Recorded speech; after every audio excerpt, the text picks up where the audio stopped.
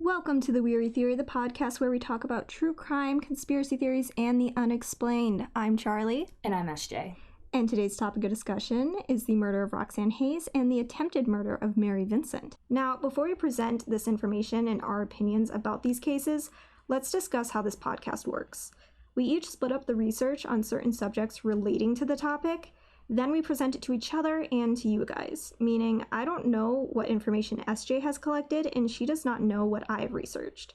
That way, all of our banter and reactions are genuine. Now, let's dive into these gruesome crimes.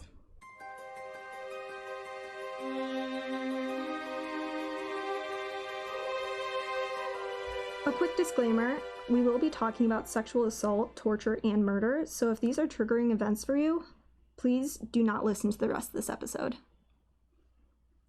A great place for us to start will be Lawrence Singleton's first victim, Mary.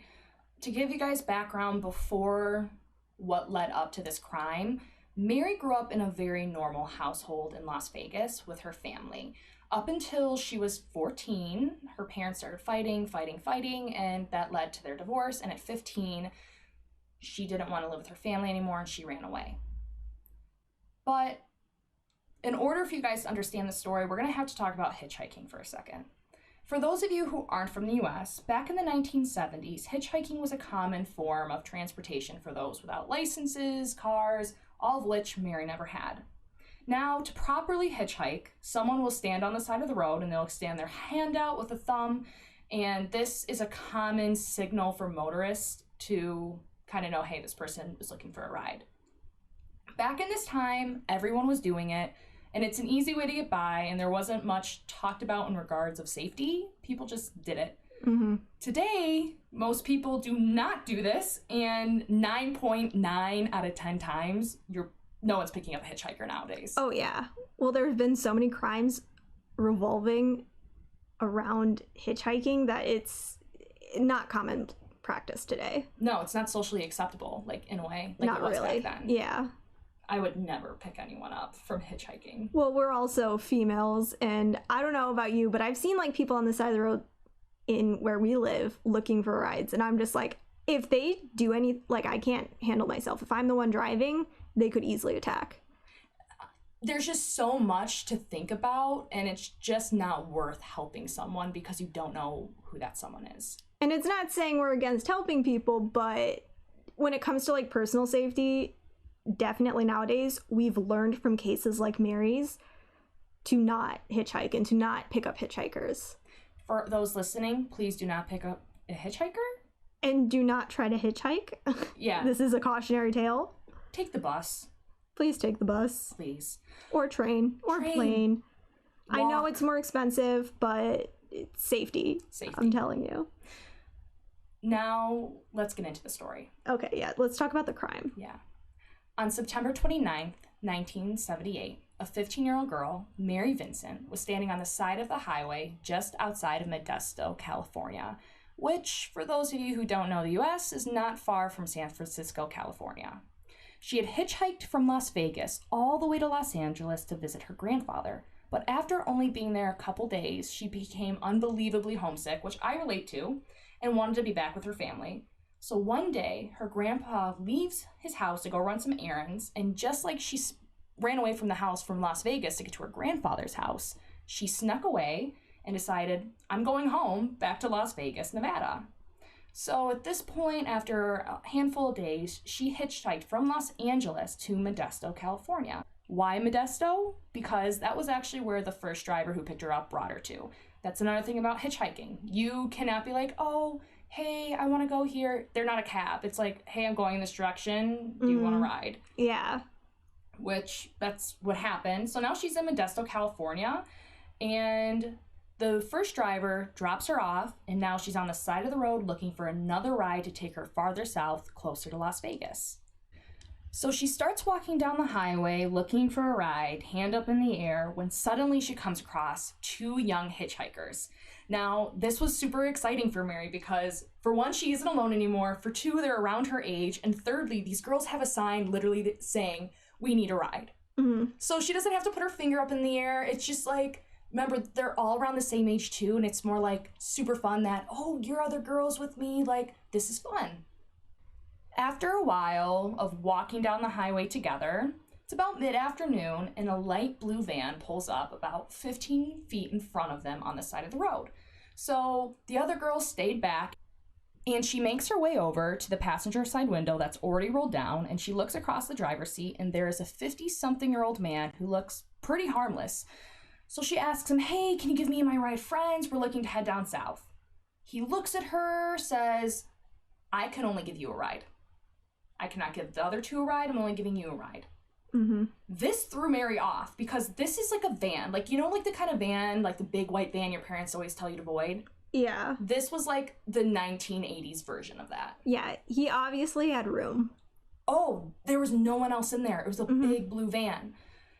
This threw her off, and she's confused now, and she's looking at this guy, and she sees the empty space in the van, and then she starts to, like, kind of press him, like, oh, are you sure? I can see that there's space. I swear we won't be any trouble. You sure you don't mind taking them? The man shuts her down instantly. He's like, no, I will take you. I will not take them. Now, at this point, Mary has been on the road since the mornings, since she got dropped off. She's desperate for a ride. She hasn't had a car pick her up all day. And she impulsively just says, okay, hold on. I'll be right back. He stays parked. She runs to grab her stuff. And then she stops and says, hey, so he doesn't want to take you guys. And he'll take me. And instantly these two girls are looking at her and says, Mary, do not go in that car. Like, his intentions cannot be good if he only wants to bring you. And in this moment, everyone listening is probably like, of course, like, red flag, alert. Mm-hmm. But Mary's only 15, and she's naive, and again, this was common practice. Hitchhiking was common practice, so there wasn't a lot taught about the safeties of it, even, that I feel like she was just young, naive. But here's the thing. As she tells the story, she said deep down, she knew she agreed with them. She knew that this was wrong. But she said she was so homesick, she was so desperate to get home that she kind of ignored her instincts, which, once again, I totally can see that. And at this point, now they're begging her, please just stay with us, we'll find another ride. Something has to be off with this guy. But once again, she kind of ignored these feelings and just told her friends, hey guys, I'm gonna take this ride. And they sort of just said their goodbyes. She grabbed her bag and she jogged back to the car. Now she hops into the passenger seat, and as soon as she sits down, the guy pulls off of the highway and starts driving on the road. And right away, the guy is super nice. He introduces himself. He's like, hey, my name's Lawrence Singleton, and I'm 50 years old. He asks about her age, and right away she's introducing herself. And now they're heading south on the highway, and they start having really good small talk. Now, this conversation is going so well. He's being so polite. He's being so kind that Mary is not nervous at all. Any sort of like, maybe this isn't good, gone. She trusts this old man. She even said, he reminded me of my grandfather. And now remember how I said she's been out all day? She's tired. It's been a long day, and she really is comfortable with this guy. So she turns to him and says, hey, Lawrence, do you mind if I go take a quick nap? Lawrence is like, of course, go right ahead. So she literally curls herself up into the seat and quickly falls asleep. No problem. A little while later, she wakes up and looks out the window, and she realizes she's going the wrong way. Like, imagine the fear of like, wait, I'm not going south. Yeah, where the hell am I? So she turns to Lawrence and she says, hey, you know we're going the wrong way, right? And Lawrence comes up with like a response like, oh, I must have made a mistake a while back. I'm gonna turn around. I'm super sorry. And Mary sees road signs, and she's realizing we're not just a little out of the way, we're really out of the way. Like, this is cannot be a mistake. And she even says, like, how can someone accidentally be this far? But she bites her tongue because Lawrence turned around. Literally, she's like, hey, we're going the wrong way, and he turns around. So she trusts him, like, maybe he did make a mistake, and now they're going into the right direction. So now it's getting late, but Mary's on edge than she was before. She's actually scared because even though he did turn around, her inner gut was like, something's off. Something's not right. Yeah, he should have noticed while driving that he was off course. I mean, you're kind of on one major highway from, California to Las Vegas. It's a little hard to get off of that road and go so far off the trail. Which is why, at this point, she's realizing, I don't know his real intentions with me, and I really don't know who he is. Yeah, she was probably thinking back to, like, those other girls on the highway going, don't get in this car, this isn't safe. Exactly. That's exactly what was going on. And it was like that naiveness and that want to go home so bad dissipated. Mm-hmm. Now she's really scared that she might be in a bad situation.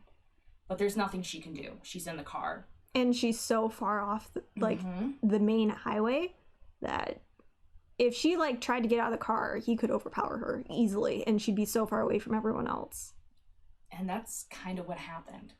Oh. Yeah, sadly. Anyway, so she's looking outside the windows, and she's trying to think, okay, just in case we are going somewhere where I'm not supposed to be, or we're not supposed to be, I want to know where we're heading. So she's taking in her surroundings as much as she can. She's on alert. And he has no idea that she's on alert, but she's on alert. And then they go down a different highway with thick woods on each side. This is not the normal highway they were on, the interstate. This is similar to the highways by us. And as they're driving down this forested highway, she notices there are very few cars on the road. And then Lawrence suddenly tells Mary, hey, I need to use the bathroom. Do you care if we pull over somewhere? Mary's apprehensive. She wants to say, no, do not pull over. I do not want to be pulled over. Let's just go. Mm-hmm. But she's nervous and she tells him it's fine. And now they're driving for a few more minutes. And before he pulls off, she randomly looks at her Converse shoes. She realizes one of her shoes are untied. And now you might be thinking, okay, why does this matter? In this moment, a little voice in her head said, you better tie this shoe just in case you might need to run away from him. Mm-hmm. But she ignored it. She was like, it'll look suspicious that I'm tying my shoe, because now remember, she's on alert and he doesn't know she's on alert and she doesn't want to get anything away. So she's more like, you know what? I'm going to tie my shoe when I get out of the car when he goes to the bathroom. So now Lawrence decides it's a good place to pull over. But here's the thing. You would think, okay, you're pulling over, you're going to go on the shoulder of the highway like a normal person. No. He pulls down a dirt road that goes even deeper into the forest, and now she's in the middle of the forest down a desolate road in the middle of nowhere, and she's freaking out inside. Her stomach is in knots. She's getting hot. She's having anxiety. It is remember when I said she was nervous before? It is 10 out of 10. This is your worst nightmare. Whether you're female, male, it doesn't matter. This is the worst nightmare. She knows there's something wrong going on. But once again, they're sitting there quietly, and at this point, they keep going down the road, and she's afraid to look at him. Have you ever been in a car with someone, or just that you're afraid to look at them, you don't want to draw attention? Yeah, I wouldn't say I was in a car with someone, but I was near someone where I felt that way, where you didn't want to look at them and have them notice that you're looking at them, and you're trying to remain calm and looking like you're calm when you're really not, and you're freaking out. And now she's at the point as they're going further down this road, she's trying to figure out what she's going to do. Which is what I would do. She's running scenarios in her head. She's playing them out. Should she run? Should she confront him? And about a minute later, he pulls off on the side of the dirt road. They're very far off the highway at this point. And he hops out to go to the bathroom. Mary jumps out of the car as well very quickly. And the first thing she does is bends down to tie her shoe. When suddenly something smacks her so hard in the back of the head, she's knocked unconscious. Lawrence just hit her in the back of the head with a hammer. A hammer? A hammer. Okay. And remember how we talked about he hopped out to go to the bathroom? Actually, what he did is he hit a hammer between the door and the seat. And when he said he went to the bathroom, he grabbed it. And he walked instantly around her side. So this was entirely premeditated. 1,000%. You definitely think he had the intention of picking up a hitchhiker to do this to. That's why he wanted only Mary. He could only have one of them, only needed one of them. Mm-hmm. And I don't know if he specifically was like, I only want Mary. I think that Mary just happened to be the girl to go up to his window. He probably also thought, because you said the other two girls were around her age, they could have been older, and he probably thought the older girls would be less or more suspecting of him, and Mary would be more naive about the situation. It's such a shame that we don't know why Lawrence chose Mary. Mm-hmm. But what we can all agree on is that hammer didn't just get there. Yeah, that was put there on purpose for this exact moment. Absolutely. And now Mary's unconscious, and she doesn't know how long she's been unconscious, but she suddenly wakes up, finds herself lying in the back of the van, and she's looking out the windows and she realizes, okay, we're parked exactly where we stopped. But then she tries to move, and she's tied down with ropes to the van. It is honestly the worst nightmare of worst nightmares. So suddenly, Lawrence opens the back door, and he goes inside and begins to strip her, and then begins to rape her. This happened for hours and hours. And during the whole process, Mary can remember just saying, please, please, please, let me go. It's like a mantra that just goes over and over and over, like a recording. The farther we get into this assault, the more she becomes shattered as a human being. And she does remember telling him specifically, I won't tell anyone. We can just let this go, please, please. And during this entire experience she's facing, Lawrence never said a word. He's just assaulting her. So finally, after hours, Lawrence gets out of the van, goes in the front seat, and goes to sleep like nothing happened.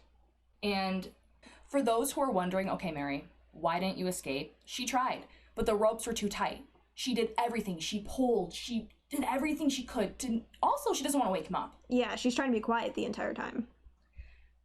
But then after a while, she realizes these ropes are too tight. I'm not going to get free, and she's tired. So after hours of waiting for him to wake up, Lawrence wakes up, and without saying a single word, goes in the driver's seat and gets them back on the highway. After being on the highway for a short time, Lawrence again goes down another dirt road. After a while, they stop in front of a big canyon, and he climbs out of the van, opens the back door, and there Mary is. She's crying, whimpering, begging him, please, please let me go, please let me go.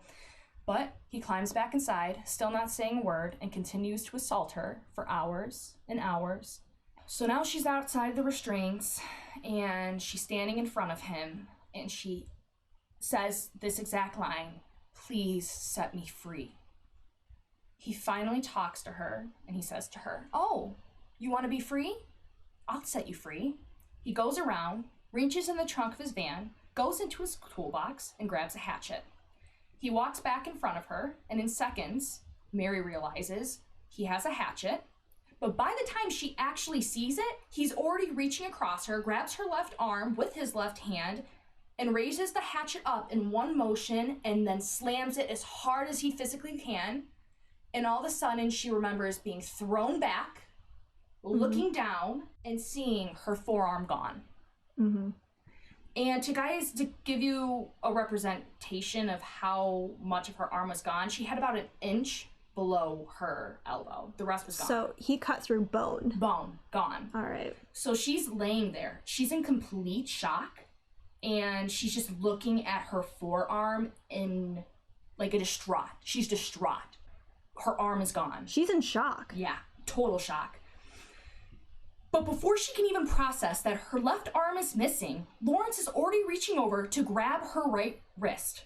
And this is where it gets really gruesome. So if you thought it was gruesome before, it's going to get even more gruesome. Because she starts fighting. She starts kicking him. She starts pushing him. She knows he's going to go for the other arm. She's doing everything she can to stop it. But he's too strong, and he chops her right hand. But this time, it doesn't come up in one stroke. He continues to chop it over and over again. Finally, after being chopped, not once, not twice, 4 times. It took him 4 swings to get off her right arm. Once again, Mary falls back. She's on the ground. She's profusely bleeding everywhere. She's screaming, and the amount of pain that she is in is unbearable. She can feel everything. And as she's rolling on the ground, just watching herself bleed out, she looks up at Lawrence. And do you know what Lawrence is doing? He's trying to get Mary's left amputated hand off of him. It's still gripping onto him? Yeah, it's still gripping onto him. So remember how when he chopped off her hand the first time, she didn't realize what she did, but she instinctively grabbed onto him like, no, and grabbed on with her left hand. And when he chopped off her hand, her arm, I'm so sorry, when she chopped off the arm, she was still gripping onto him. So she's now staring at Lawrence, shaking his hand in like emotion until finally her physical arm just flings off and he just lets it hit the ground like it's nothing. After it falls off, he turns to Mary, realizes the crying and screaming have stopped. She's there, lying, motionless. It was like seeing that hand, arm, grip, whatever, fall off. She was done. And you have to remember, she's losing a lot of blood. She almost looks dead at this point. Yeah. So Lawrence throws the hatchet into the van, grabs Mary, drags her 100 feet. And now this is where she thinks he's going to leave her. Right now, he's in front of a culvert, and once again, for those of you who do not know, a culvert is a tunnel underneath roads that allow water and other debris to go below the road. And there's a 30-foot, drop on the middle section. And he literally lifts her up and throws her over like a rag doll, tosses her over 30 feet down.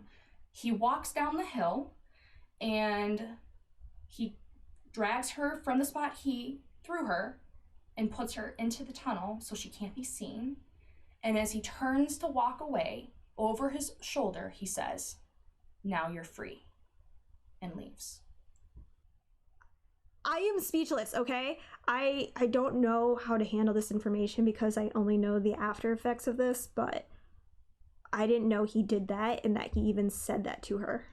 I think it's crazy how she said, "I want to be free." And remember, he was like, "Oh, I'll make you free. We'll get you free." And how he remembered that whole interaction just for that moment. He knew what he was doing. He knew from the moment he picked her up that that's his plan. He had the hammer.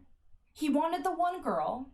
Mary just ended up being the girl. I truly believe in my heart that if she wasn't picked up by him, it would have just been someone else. He was getting a girl that day. He was planning. It was premeditated.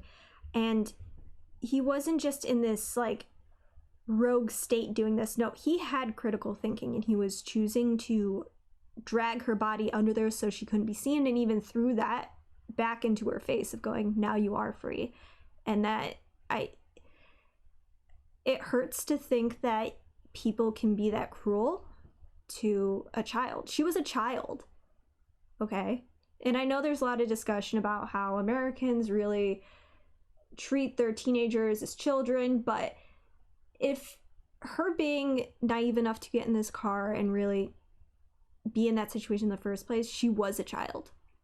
She was 15, but she was a child. She was literally hitchhiking to go to her family because she was homesick. Yes, and it just... That's what's so upsetting. Because she wanted to go. She wanted to go in this car to go home to her parents because she's a kid. She doesn't know any better, and she's naive and she's trusting. And he seemed like a nice enough guy when she was talking to him. She felt comfortable enough to fall asleep in his car. That to have someone with the duplicity to just be that kind and almost seem like her grandfather, to shoving it back in her face and going, "Now you are free," it's fucked up. I don't swear a lot, but it's fucked up. It is fucked up.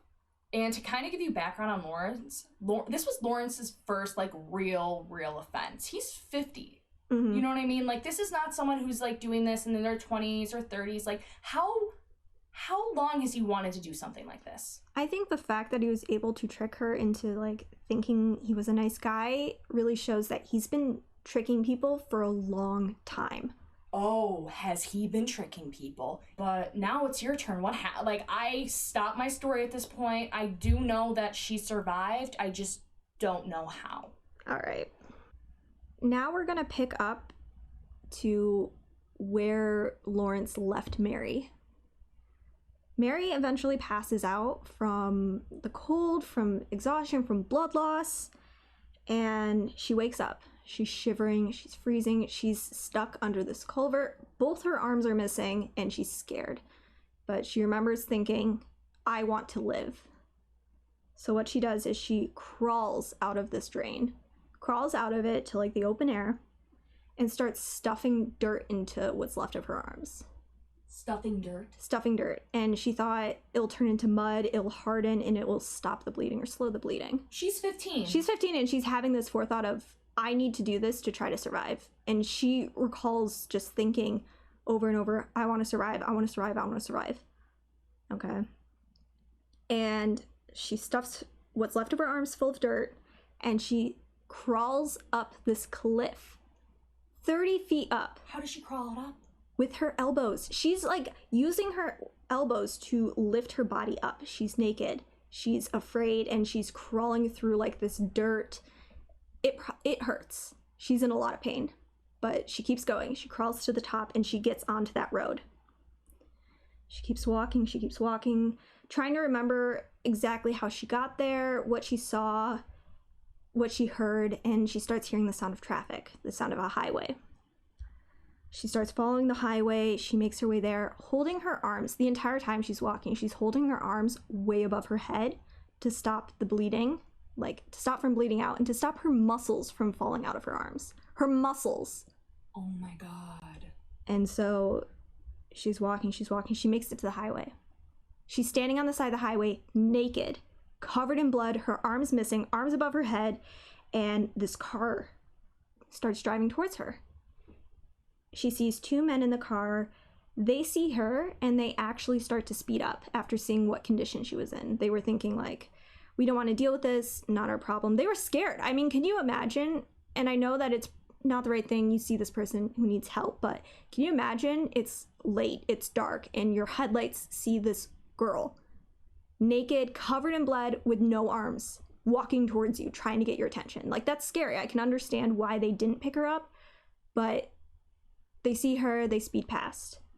She's distraught. She doesn't know when the next car is going to hit. It's late at night. Not many cars are on the highway at this point. She's losing hope. She's losing hope.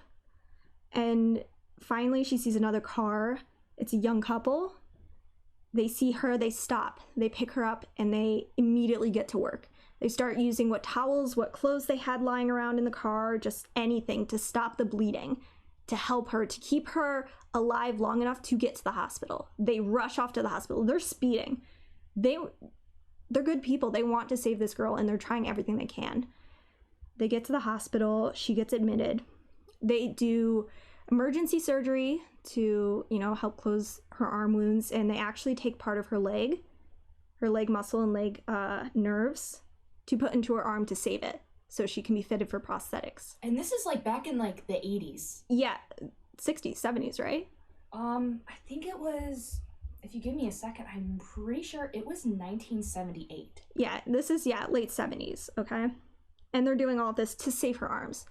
And the most tragic thing about this, from what I found, was Mary was actually a very good dancer. She was set to dance professionally in Las Vegas, and even had like a spot in a really high up dance studio to dance. She was very talented.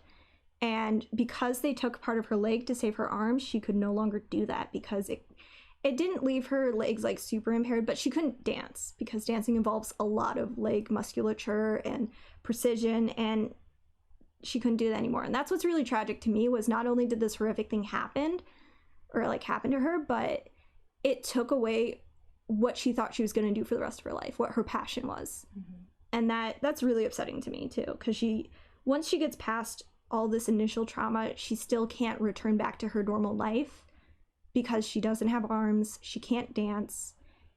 And that's just really upsetting to me, because she's only 15. She has so much life ahead of her, I have no words. But she wakes up after surgery, and she's in the hospital, and she immediately requests the police. She's like, I need to talk to the police right now. She was unsure if Lawrence Singleton was his real name of the guy who attacked her. She figured, he told me his name, it probably isn't his real name. So she gets working with the police sketch artist, and she even postpones sleeping to give this man such a detailed and in-depth description of the man. I have goosebumps. She's like in pain. She just woke up from surgery, and she's like, no, I'm not sleeping. I need to tell you exactly who did this to me. And she does. She does. She gives them such a good description that the neighbor of Lawrence Singleton sees the photo on the news and reports him almost immediately. That's how detailed and specific this police image was, this sketch was. After the neighbor identified him, Mary spent over a month in the hospital. A month is a really long time in the hospital. Mm-hmm. She had to do physical therapy, she had to get her prosthetics fitted, and it was a huge learning curve. Just imagine waking up and like someone literally took your hands away, took your arms away. Mm-hmm. When you think about how many times you use your hands and you use your arms during the day, it changes your entire lifestyle. It's disgusting. What he did was disgusting. It's disgusting what he did. It's a disgrace, dude. It's so disgusting. I feel like disgusting doesn't do it justice. And I wish I could find a better word for it. I can't. I'm speechless, and I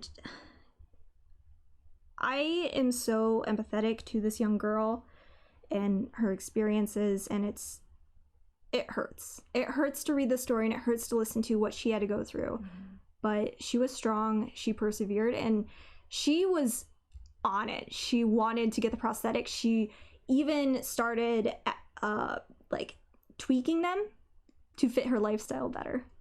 Now we're going to be talking about how they caught Lawrence Singleton and how they identified him, and the beginning of the court case / the court case in general. Once Singleton's neighbor recognized and called the police about Singleton, the police were immediately at his house. They got a search warrant, and they started searching Lawrence's house. And they found a pack of Mary's cigarettes, which, again, this was back in the 1970s. Young teens smoking cigarettes really wasn't that taboo. But they found a pack of her cigarettes, and they found pieces of her clothing, singed pieces of her clothing, meaning Lawrence tried to burn her clothing to get rid of the evidence. And they checked his van for anything else regarding Mary, and they didn't find anything because he actually deep cleaned his van. He took out the carpet because it was carpeted. He took out the carpet, deep cleaned it, bleached it, got rid of all evidence of Mary. And you also have to think back then they didn't have all the technology they have now, so the police couldn't find anything in his van. When they arrested Lawrence Singleton, he told the police that he had picked up Mary, and then a little bit further down the road, he had picked up 2 other male hitchhikers. They supposedly went by the names of Larry and Pedro. And I think this is very telling, whether he wanted to put himself in the scene, but not really in the scene, kind of like claim it, but Larry is a nickname for Lawrence. Yeah. So maybe he was trying to put himself on the scene, but not really put himself. He wanted to claim something to do with Mary, but not really claim it because he didn't want any suspicion on him. I think he might have been proud that he did this to Mary. Lawrence then said the 4 of them stopped at a bar where they smoked some dope, and then they paid Mary to have sex with all of them. Yeah. He even said that Mary suggested the idea that they pay her and she'll have sex with them. Yeah, because people just go you know what, I'm looking for a ride, and you know what, I'll have sex with all of you for money. Which did not happen. Let's be honest, that didn't happen. Knowing what we know about Mary, that did not happen. I mean, she doesn't have 2 arms. I'm gonna listen to the person who, doesn't have 2 arms. Yeah, obviously. Something happened there where she doesn't have 2 arms. So. Where did that get in there, Lawrence? Yeah, but he then says after Mary had sex with them, all of them fell asleep. The next day, he said he got up, by himself and drove to San Francisco. And when he got there, he noticed that Mary had left some of her clothes in his car, her bags in his car. Oh yeah, let's just burn it, you know? But she wasn't there. She wasn't in the car with him. He says that Mary took off. And that's why he drove back to San Francisco by himself. Ignore the other two people that he said supposedly were there. He drove back by himself, not, continuing to let them hitchhike. But 6 months after the attack, Mary testifies against Singleton in court. Singleton is found guilty, convicted of attempted murder, rape, and a few other serious crimes. However, even though he was found guilty of the maximum sentence, that was only 14 years in prison. Did you just say 14 years? He got convicted fully guilty on all counts and was sentenced to only 14 years in prison for continuously raping a minor, chopping off her arms, throwing her off a cliff, and leaving her for dead. Was it attempted murder? So he got attempted murder. Mm-hmm. So you're telling me attempted murder mixed with rape, mixed with... Mm-hmm. So that's not 45 minimum. Nope. 14 years maximum. And even the judge at this time goes on record saying they wish that they could have sentenced Singleton to life in prison. But due to the leniency of sex crimes, the judge's hands were tied. This is more than a sex crime. Yeah. This is way more than a sex crime. It is, but the judge was furious because in California at the time, which is where this took place, there was a huge leniency on sex crimes and attempted murder and torture even. There was leniency on it, and there really shouldn't have been. But after the sentencing, Mary started to leave the courtroom, and she had to pass by Singleton on her way out. And Singleton even said to her, as she was leaving, he said to her, "I'll finish the job if it takes me the rest of my life." This is a 15-year-old girl he had already taken so much from, and he had the audacity to go, "When I get out of prison, I'm going to finish the job." It's the same thing as him saying, "Now you're free." Mm-hmm. Psychopath. He is a psychopath. Oh, he is a psychopath. Yeah. And while he was being held at San Quentin, I think it's pronounced, in California, which was a prison, he was analyzed by multiple psychologists who all said similar things to he has a severe paranoid personality and he was capable of angry and destructive outbursts to those weaker than he. Yeah. They knew this. He was sentenced to only 14 years and they had analyzed him and they knew this. They knew he was a destructive person. Wow. They knew he was dangerous. And despite the horrific crime and disturbing psychological analysis, he was released from prison after only 8 years for good behavior. 8 years. He spent 8 years in prison for chopping off a 15-year-old's arms. And we keep repeating that over and over again, but it is horrific how the justice system actually let Mary down and justifying it as we did everything we could. Horrific. During these 8 years he was in prison, Mary had a lot of nightmares and a lot of PTSD. I mean, what do you expect? After facing that level of trauma? She had such bad nightmares and PTSD that she woke up in such a panic she broke 2 of her ribs. Like, jolted awake, freaked out. Like, it doesn't go into the exact of what she did, but she woke up in a panic and broke 2 of her ribs. That should just give us a tiny glimpse at the amount of horror that she has had to face, that she has in her mind. She woke up in the dark. Imagine every time you wake up in the dark, you could potentially be thrown back in that exact situation. And because of this, Mary helped work with state legislators to create the Singleton Bill. This changed the maximum sentence from 14 years to 25 years in prison for perpetrators who commit crimes, including torture. He tortured her. I think 25 years for torture is just still not enough. I think Mary also agreed, but we'll get into that a little bit later. So after 8 years in prison, Lawrence is released. And he goes from town to town in California trying to, like, live out his life. And people were protesting in these towns he would try to settle in. They did not want him there. No one wanted him. So he moved back to Florida, where he originally grew up. And this is where our next crime kind of starts. I feel like now is a good time to give you guys a background on where Lawrence is in life and where Roxy is in life. Mm-hmm. And this next crime takes place 9 years after he's released from prison. So almost 20 years after he tortured Mary, after he left Mary for dead. To kind of give you guys where Lawrence was at during the place of his life, he was living in Tampa, Florida. And his neighbors described him as a very, very friendly old man who even the husbands were close to their wives when he was around and outside on his lawn.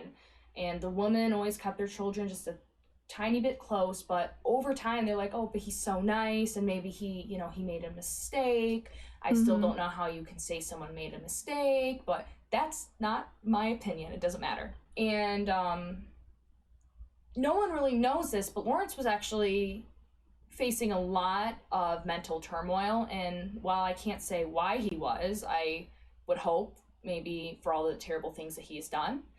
But a lot of people do not know, but 3 weeks before he killed Roxy, he tried committing suicide 3 times.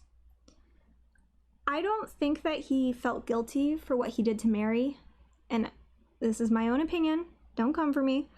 But I think that he felt shame that he was found out and that people were treating him like the criminal he was. I think that he did not feel guilt for what happened to Mary whatsoever. Honestly, you're probably right. I think he felt embarrassed that he was caught, embarrassed that people knew, and I think that that's why he was in such bad headspace. I don't think he actually felt guilty for what he did to Mary. And another thing I feel like we should emphasize on is that how big this case was back during this time. This was across headlines everywhere. There's a reason why we're even able to talk about this now, is because this was like the crime of crimes.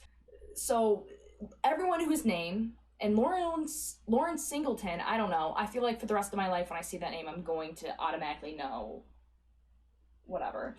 But now it's time to talk about Roxy. Who was Roxanne Hayes?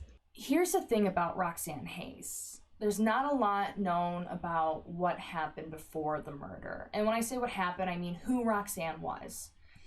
But what we do know is that before she was murdered, she had a record of a total of 99 arrests, and 1/3 of them were for prostitution, and some charges were for grand theft and cocaine possession. Okay.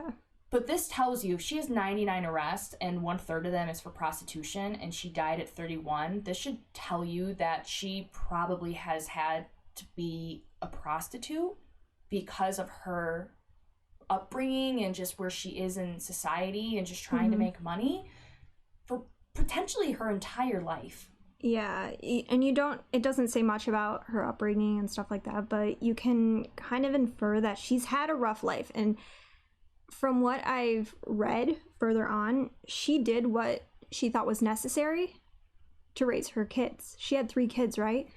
That's the thing.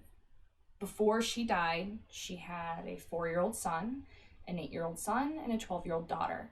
And what we do know based on close family members of her is they said that she was the most kind, heartwarming person you can meet.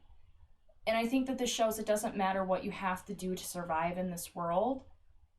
She came from a place of love. Her boyfriend at the time, he talked on behalf of her and said she was the kind of woman, despite not having a lot of money, to give someone her last money. She was the kind of woman to jump into dumpsters.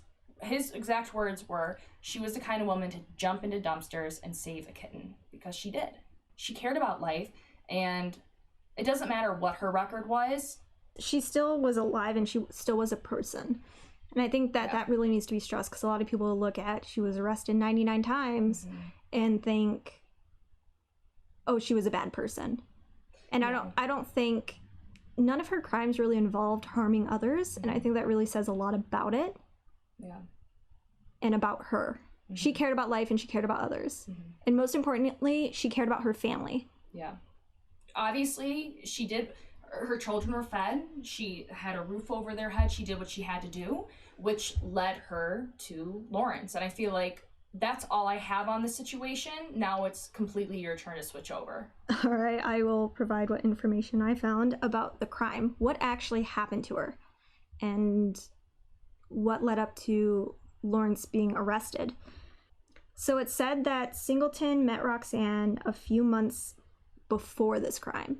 And this crime took place in February of 1997. And on this day, he calls her with an offer to pay her $20 to have sex with him.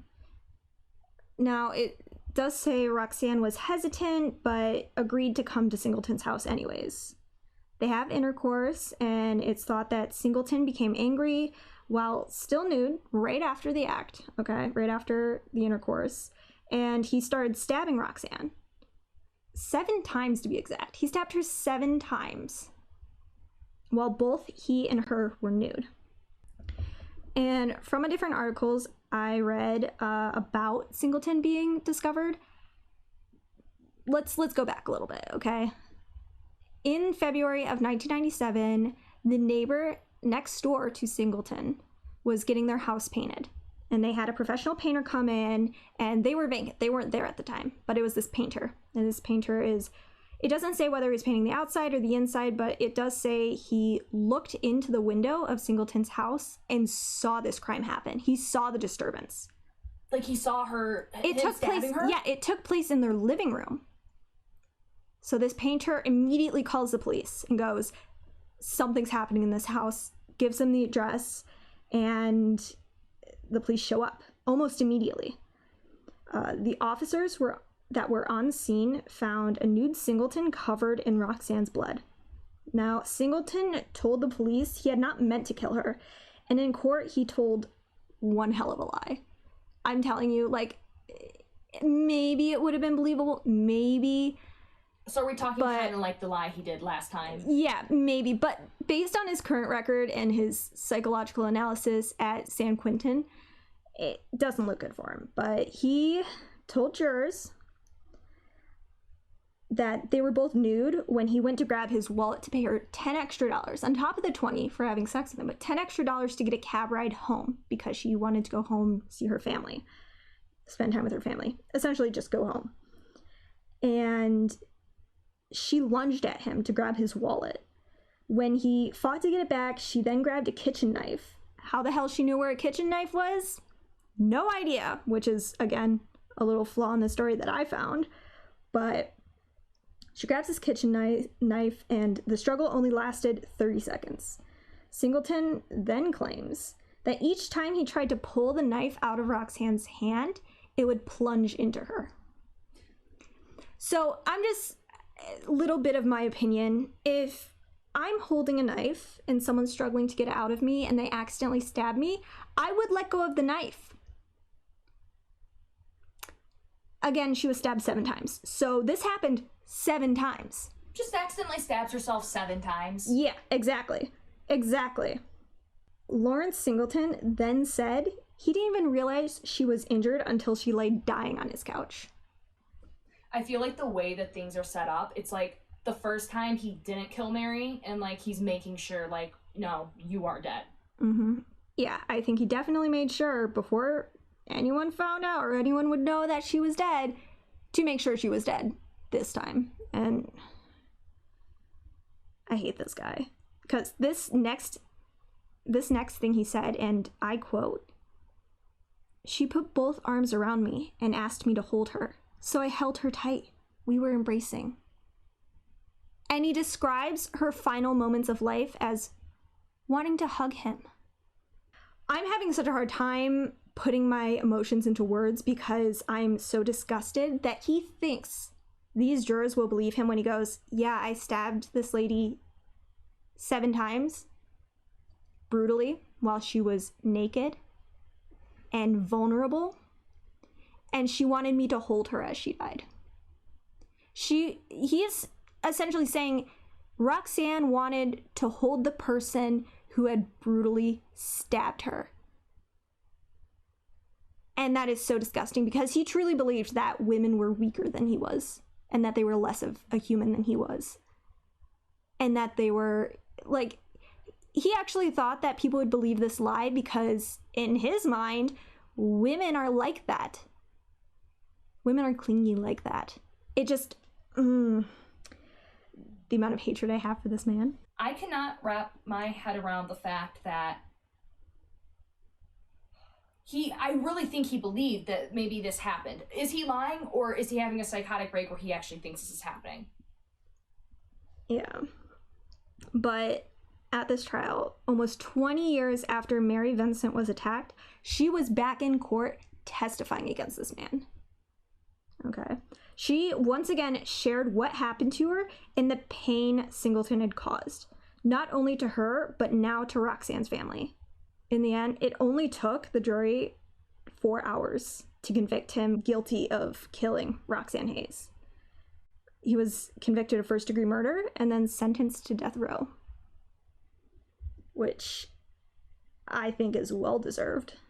And I know a lot of people are against capital punishment, but when we talk about like his gruesome crimes and how he was not only doing it once to a 15-year-old, he did it again to another woman. He was not someone who should be a part of society. Exactly. And I know that that's a controversial issue of, capital punishment, but this is one of those cases, and I think there are very few that should allow for capital punishment, and I just think that this is one. And this is, again, my personal opinion. Don't come for me, but I agree with the sentencing. In my opinion, it makes no difference, honestly. It's a waste of taxpayers' money, honestly. At that point, if you know that this person has no guilt, this person does not care about removing human life from Earth, and not only that, the fact that psychiatrists in the prison, and I actually have on record psychiatrists after he tried committing suicide, them saying, this guy is psychotic. Yeah, he was a sociopath. He was a psychopath, okay? Yeah. He did not care about anyone but himself. Mm-hmm. And he did not care about our laws and our civilization and our society. He didn't. He truly didn't. But after his sentencing in 1998, Mary Vincent went to D.C. to testify in favor of a congressional bill called No Second Chances for Murderers, Rapists, and Child Molesters Act. While standing in front of Congress, this is a big deal, you guys. She's young, okay? She's still pretty young. She once again shares her story, and she concludes her testimony with this statement, and I quote, "I have now obtained long overdue psychological counseling to help me get over my nightmares and fear. Yet, sometimes I still feel like that confused 15-year-old runaway trapped in the body of a 35-year-old mother of 2. No one should ever have to go through what I went through, or what the children of Roxanne Hayes will go through without their mother." And she was in so much emotional pain from what he did to her. Unfortunately, the congressional bill did not go through because Congress is Congress, and they kind of debate things over and over again until they die. It's very hard to get a bill or an act passed through Congress. So it's not super surprising. The fact that it didn't pass through, though, for second-time offenders, like, people usually with second-time offenders, they're going to do it past the second time. Yeah, they're going to keep doing it. Yeah. And in 2001, Singleton died in prison of cancer. His death, however, did not comfort Mary in the way she had hoped for. I mean, she still felt a semblance of relief, but it wasn't as much as she had hoped for. It really wasn't. But one thing that did help her was looking at how it comforted her family, her children, her husband. Looking at how they seemed to be more relieved helped her feel relieved. And she decided that that was going to have to be enough for her, and that she was going to have to grow and heal and move on. I feel like this is a common pattern with people who've gone through such terrible tragedy, and the the person who actually did it, and when they do die, you definitely feel like, oh, I'm going to have this closure, but a lot of people don't ever have that, which is really sad. And Mary's life now, she is a mother of 2 adult sons, and she's an artist. She actually tinkers with her prosthetics to allow her to create art a little more seamlessly and a little bit easier. And in her art, she usually depicts self-assured female action figures who are always ready to fight. And that kind of reflects her mentality, even when she was a 15-year-old, that she wanted to fight, she wanted to be free, she wanted to escape, she wanted to live, and she wanted to survive. Mary is now open about her trauma and her PTSD, saying she did struggle for many years after the attack, but her art and her family helped her heal and grow to lessen her struggle. Mary, however, wishes to have her privacy and to be left alone and to live her life with her family and just fade away from the public eye, because all of this happened a pretty long time ago, and when it did happen, she was very much in the public eye. She was very much, everyone wanted to talk to her, everyone wanted to know her story, and she did do a little bit of publicity, and she did go and talk to legislators to get bills and acts into legislation and really help progress how we convict people of crimes that were similar to hers. But now she's older, she wants to be left alone, and she wants to continue living her life to the fullest. I think that it's really crazy that I only knew up to the point of the attack, nothing after, and it's... I feel happy that she has a family and that she has found who she is today and she has that love. But I would never, ever, even on my worst enemy, make anyone have to go through what she has had to go through. This was a really sad, heavy topic, and I think that this shows that we shouldn't be naive in this world. We should be aware of our surroundings, and you know what? We should be very thankful that she openly shared her story, because you know what? Anyone listening to this podcast or anyone else listening to this story, you know, she could prevent someone else's death. She could prevent someone else from falling victim to the same things she did when she was young, because again, this wasn't really something people worried about to the extent that people are more cautious of today. And I think that what happened to her really changed how we thought about hitchhiking, how we thought about sexual predators, things like that, that it can be anyone. You can't exactly trust everyone, especially strangers, and especially people who can hide their emotions and hide their true intentions like Singleton did. And this just shows that the criminal justice system can always be improved and should always be improved to fit our societal standards. Well, now is a good time to wrap up. Thank you for the listeners who stayed with us the whole time, as we know these are tough cases to talk about, but that's what we need to do. Until next time, I'm SJ. And I'm Charlie. And this is The Weary Theory. If you're watching this on YouTube or listening on Spotify, feel free to like or subscribe because it's free and you can always change your mind later.